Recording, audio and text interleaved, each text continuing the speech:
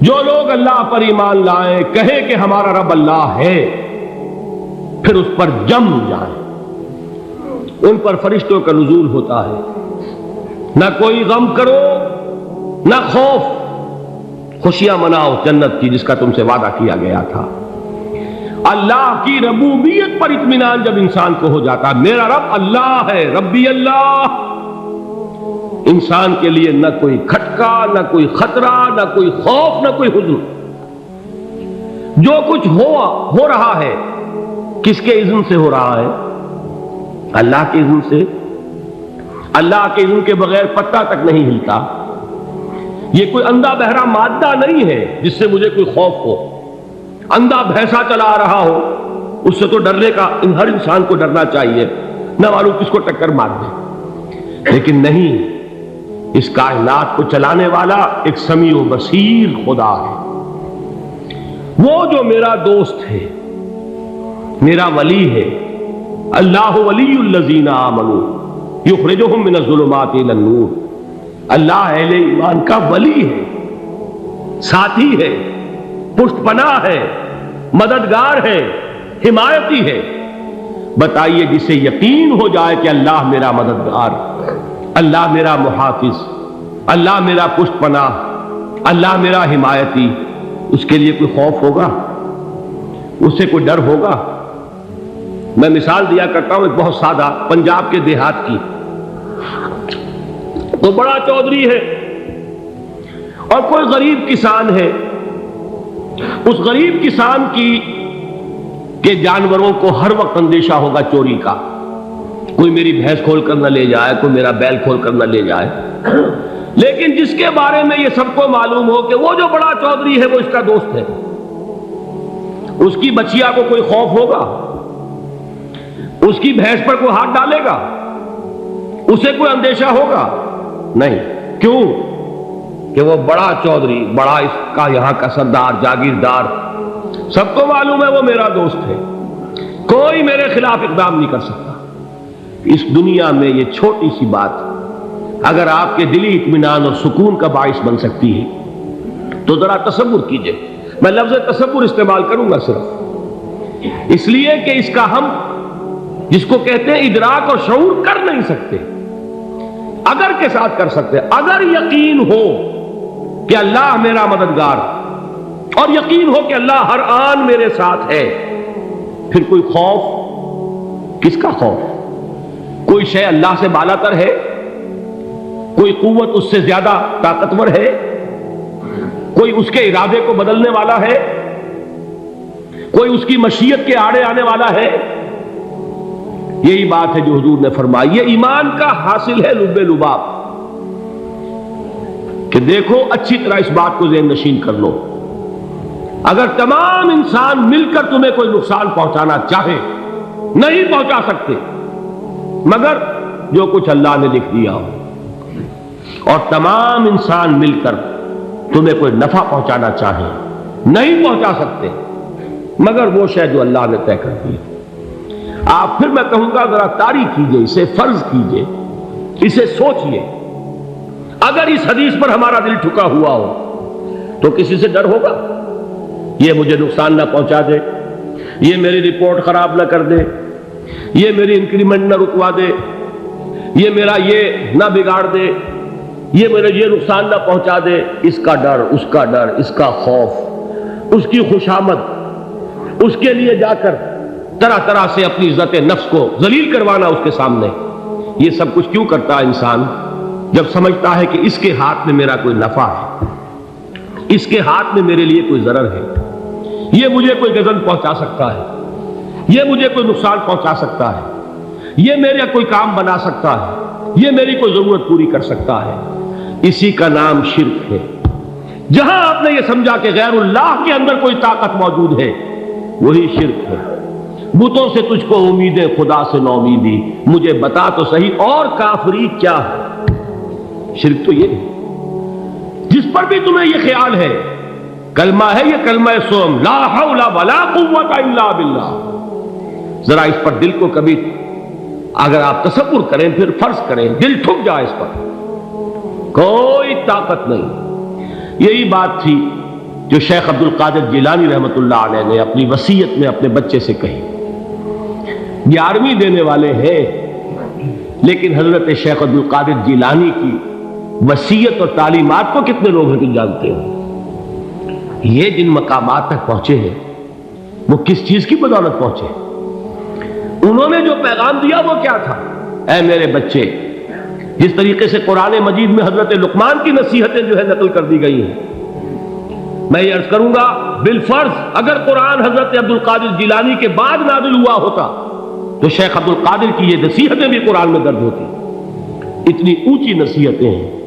اے میرے بچے، اس حقیقت کو ذہن نشین کر لے، لا فاعل فی الحقیقت ولا مؤثر الا اللہ. اس کائنات میں نہ کوئی فاعل حقیقی ہے نہ مؤثر حقیقی ہے سوائے اللہ. کسی شے میں کوئی تاثیر نہیں اگر اللہ نہ چاہے. آگ جلا نہیں سکتی اگر اللہ نہ چاہے. پانی ڈبو نہیں سکتا اگر اللہ نہ چاہے. زہر ہلاک نہیں کر سکتا اگر اللہ نہ چاہے. کوئی چیز فائدہ نہیں پہنچا سکتی اگر اللہ نہ چاہے.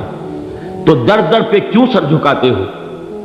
در در پر کیوں جبیں سائی کرتے ہو؟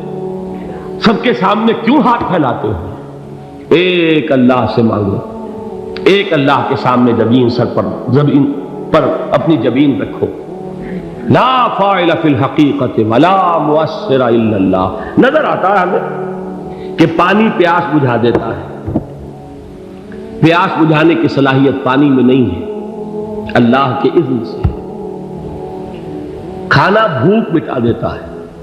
بھوک مٹانے کی صلاحیت کھانے میں نہیں ہے، اذن رب میں ہے. دیکھیے یہی یقین تھا. حضرت موسیٰ علیہ السلام کا واقعہ یاد کیجئے. سامنے سمندر آ گیا ہے. قوم دیکھتی ہے پیچھے کہ گرد و غبار کا طوفان. معلوم ہوا کہ فرعون اپنے لشکر سمیت آ گیا. لشکر جب چلتا تھا تیز رفتاری کے ساتھ تو گرد و غبار کا جو طوفان اٹھتا تھا اس کا تصور کیجیے. اور لمحہ بلمحہ وہ قریب آ رہا ہے. پوری قوم نے کیا کہا؟ اے موسیٰ انا لمدرکون. اے موسیٰ ہم کو پکڑے گئے. قرآن مجید نے تو یہاں وہ باتیں نہیں لکھی ہیں، لیکن تورات میں یہ درج ہے کہ بنی اسرائیل جھگڑنے لگے، دست و گریبان ہو گئے موسیٰ کے ساتھ. موسیٰ نے یہاں مروایا لا کر، اس سے تو ہم ہی بہتر تھے. وہاں کھانے کو ملتا تھا، زندگی تو تھی، بیگار ہم کر رہے تھے، موت تو نہیں تھی. اب جو کچھ ہوگا اس کا تصور کرو، جس طریقے سے ہمارے ٹکڑے اڑائے جائیں گے. تو لڑ رہے ہیں حضرت موسیٰ علیہ السلام سے. یہ تورات کی تفصیل ہے. قرآن میں صرف اتنا آیا ہے، پریشان ہو کر انہوں نے کہا انا لمدرکون. موسیٰ ہم کو پکڑے گئے. اس وقت موسیٰ کا جواب کیا ہے؟ کلا ان معی ربی سیہدین. نہیں، میرے ساتھ میرا رب ہے، وہ راستہ دے گا. بتائیے کہاں راستہ نظر آ رہا ہے؟ یہ ہے ایمان بالغیب. راستہ نظر نہ آئے تب اللہ پر یقین ایمان ہے. جیب میں پیسے ہوں اور تب دل کو اطمینان ہے تو ایمان کس پر ہوا؟ پیسے پر، اللہ پر نہیں. جب وسائل و ذرائع نہ ہو اور پھر یقین ہو کہ اللہ مسبب الاسباب ہے، وہ اسباب کا پابند نہیں ہے، وہ اسباب کا محتاج نہیں ہے، اسباب اس کے محتاج ہے. اگر یہ یقین ہے تو اللہ پر ایمان ہے. یہ نہیں ہے تو تمہارا ایمان اسباب پر ہے، وسائل پر ہے، ذرائع پر ہے، مادیات پر ہے، اللہ پر نہیں. اس وقت کہاں راستہ تھا؟ کوئی راستہ تھا؟ سمندر ہے اور ادھر سے لشکر آ گیا ہے. کلا ان معی ربی سیہدین. اب دیکھیے ایمان کہہ دینا آسان ہے، ہوا معکم اینما کنتم. جہاں کہیں بھی تم ہوتے ہو اللہ تمہارے ساتھ ہوتا ہے. لیکن اس کا یقین قائم ہو جائے تو زمین و آسمان کا فرق واقع ہو جائے. یہی بات ہوئی حضور کے ساتھ. غار ہے، چھپے ہوئے ہیں محمد رسول اللہ اور آپ کے وہ یار غار ابو بکر صدیق رضی اللہ تعالی عنہ. اقبال نے حضرت ابو بکر کی شان میں چند اشعار کہیں صرف، لیکن واقعہ یہ ہے کہ بھاری بھاری نظموں پر اور قصیدوں پر بھاری ہے. طویل ترین نظمیں اور قصیدے ہوں ان پر بھاری ہے. ہمتیں ابو بکر کی ہمت جو ہے کشت ملت را چو ابر، جیسے بارش سے کھیتی اپجتی ہے، ابو بکر کی ہمت اور عزیمت اس امت کو اسی طرح سینچنے والی ہے۔ ثانیے اسلام و غار و بدر و قبر، وہ دوسرے تھے اسلام میں، دوسرے پہلے کون تھے؟ انا اول المومنین، حضور فرماتے سب سے پہلا ایمان لانے والا میں، دوسرے ابو بکر۔ ویسے ہمارے ہاں یہ چلتا ہے اختلاف، حضرت علی پہلے ہیں کہ حضرت ابو بکر پہلے ہیں، لیکن اس میں بڑی خوبصورت تطبیق قائم کی ہے علماء نے، اور بہت صحیح ہے۔ چار کے بارے میں فیصلہ ہی مت کرو کہ کون پہلے، ان کی ایک عجیب تقسیم کر دی ہے۔ آزاد مردوں میں، بالغ مردوں میں سب سے پہلے ابو بکر، بچوں میں سب سے پہلے علی، خواتین میں سب سے پہلے خدیجہ، اور غلاموں میں سب سے پہلے زید بن حارثہ۔ بڑی پیاری تقسیم ہے، یہ چاروں ہی پہلے ہیں، ہر ایک کے لیے اولیت ہے۔ اور واقعہ یہ ہے کہ اگر زمانی اعتبار سے تعین ہوگا تو پہلے خدیجۃ الکبریٰ آئیں گی رضی اللہ تعالی عنہ، کسی اور سے بات کرنے کی نوبت بعد میں آ سکتی ہے، پہلے تو اہلیہ محترمہ سے بات ہوئی، آتے ہی پہلی وحی ہوئی ہے، ابھی تبلیغ کا حکم نہیں تھا۔ کس کو بتایا واقعہ؟ ابھی اپنی نبوت کی تبلیغ کا تو حکم ہی نہیں آیا، واقعہ کس کا ہے؟ وہ خدیجہ کا ہے۔ جب کہا ہے کہ خشیت علی نفسی، مجھے اپنی جان کا اندیشہ ہے، تو کیا جواب دیا خدیجہ نے رضی اللہ تعالی عنہا؟ وہ صدیقۃ الکبریٰ ہے، صدیقات جو ہے خواتین ان میں چوٹی پر خدیجۃ الکبریٰ ہے رضی اللہ تعالی عنہا، اور صدیق جو مرد ہیں ان میں صدیق اکبر ہے ابو بکر صدیق رضی اللہ تعالی عنہ، لیکن صدیقات میں چوٹی پر۔ جب حضور نے فرمایا خشیت علی نفسی، کیا فرمایا، کیا عرض کیا، کیسے تسلی دی؟ نہیں نہیں، اللہ آپ کو ضائع نہیں کرے گا، آپ غریبوں کے ہمدرد ہیں، آپ مساکین کے تکالیف رفع کرنے والے ہیں، آپ بیواؤں کی سرپرستی کرتے ہیں، آپ مسافروں کی خدمت کرتے ہیں، اللہ آپ کو ضائع نہیں کرے گا، یہ یقین ہے اس خاتون کے اندر۔ خیر وہ ایک علیحدہ بات ہو جائے گی۔ میرے دل پر حضرت خدیجہ رضی اللہ تعالیٰ عنہ کی شخصیت کا بڑا گہرا نقش ہے، جو وہ کوئی اور ہی وقت اور موقع ہوا تو بیان ہوگا۔ بہرحال اقبال نے ایک مصرے میں جو چار اولیتیں جمع کر دی ہیں، ہمت او کشت امت را چو ابر، ثانی اسلام و غار و بدر و قبر۔ اسلام میں حضور کے بعد پہلے کون؟ ابو بکر۔ غار میں حضور کے ساتھ کون؟ ابو بکر۔ بدر کی رات اللہ کا رسول سرب سجود، وہ جھاڑ، وہ گھاس پھوس کی جو جھوپڑی بنائی گئی تھی، اور وہاں تلوار ننگی لے کر پہرا دینے والا کون؟ ابو بکر۔ اور اس حجرہ عائشہ میں محمد کے بعد سب سے پہلے دفن ہونے والا کون؟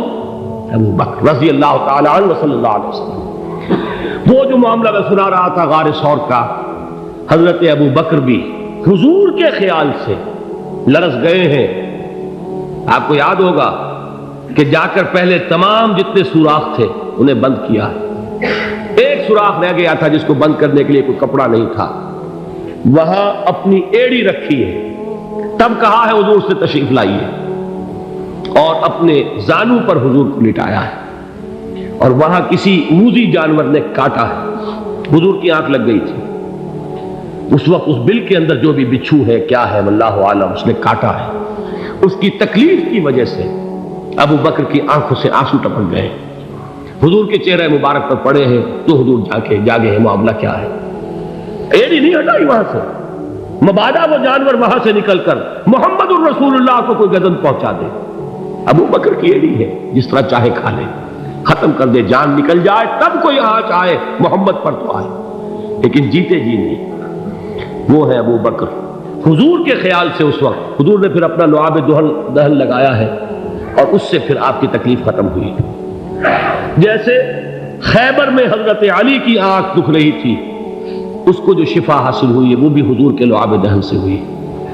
تو بہرحال اس وقت انہوں نے کہا ہے کہ اے نبی یا رسول اللہ، اگر اس وقت ان میں سے کسی نے غیر ارادی طور پر بھی اپنے قدموں کی طرف جھانک لیا تو پکڑے جائیں گے۔ کیا جواب تھا اللہ کے رسول کا؟ لا تحزن ان اللہ معنا، اللہ ہمارے ساتھ ہے، کیوں گھبراتے ہو ابو بکر؟ یہ ہے ایمان باللہ، میرا مالک اللہ، میرا رازق اللہ، میرا محافظ اللہ، میرا مددگار اللہ، میرا پشت پناہ اللہ، میرا دوست اللہ۔ یہ دوستی ہے اللہ کی جو لب لباب ہے، حاصل ہے ایمان کا، اسی کا نام ولایت ہے۔ اولیاء اللہ کے سروں پر سینگ نہیں ہوتے، جس کے دل میں ایمان راسخ ہو چکا ہو وہی اللہ کا ولی ہے، جسے اللہ پر یقین ہو چکا ہے وہی اللہ کا ولی ہے، جسے یقین ہے اللہ میرے ساتھ ہے، میرا مددگار، میرا پشت پناہ، میرا ساتھی، میرا دوست، میرا محبوب، میرا محب۔ اللہ اہل ایمان سے محبت کرتا ہے۔ واللہ یحب الصادقین، ان اللہ یحب الذین یقاتلون فی سبیلہ صفا کانہم بنیان مرصوص۔ اللہ محبت کرنے والا، اہل ایمان محبوب، اور اہل ایمان محبت کرنے والے اللہ محبوب۔ والذین آمنوا اشد حبا للہ۔ آپ تصور کیجئے جسے یہ رشتہ ایمان یا رشتہ ولایت حاصل ہو جائے، الا ان اولیاء اللہ لا خوف علیہم ولا هم یحزنون، آگاہ ہو جاؤ، اللہ کے دوستوں کے لیے نہ کوئی خوف ہے نہ کوئی حزن ہے۔